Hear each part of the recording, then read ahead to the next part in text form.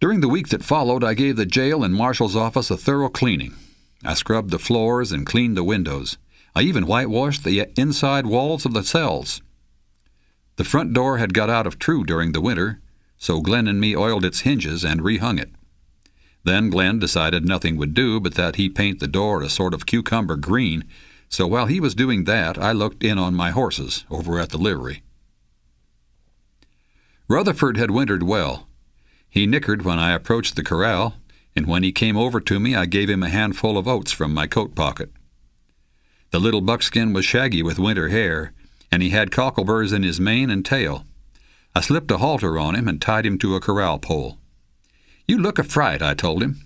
"I reckon you need a beauty treatment." Then I spent the next hour with curry comb and brush, grooming him until he shone like a new penny. I combed the burrs out of his mane and trimmed his tail back even with his hocks. Then it was time to look to his feet. I took my time shoeing the buckskin, talking to him all the while. I had not had much chance to ride him during the past few months, and I told him I was sorry I hadn't looked in on him more often. Horses are sociable. They like it when a feller talks to them.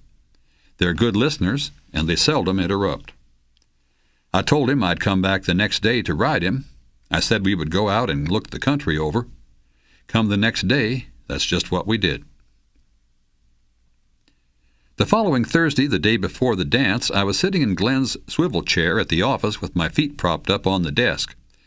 I was reading an old copy of the Police Gazette when Percy Purcell, the telegraph operator, came in. "Are you still reading that magazine?" he said. "I saw that issue in this office a year ago." "Ain't still reading it," I said. "Reading it again. Some of these stories get better over time." Percy handed me a folded telegram. "Well, here's something new for you to read," he said. "I don't mean to spoil the suspense, but it's from your boss." My feet hit the floor. "From Marshal Ridgway?" Percy took the pot from the stove and poured himself a cup of coffee. "Last I looked," he said. Ridgway's message was short and to the point. "Have assignment for you. Meet me my office 3 p.m. Friday." Percy sipped his coffee and tried to read my expression. "Well," he said, "good news or bad?"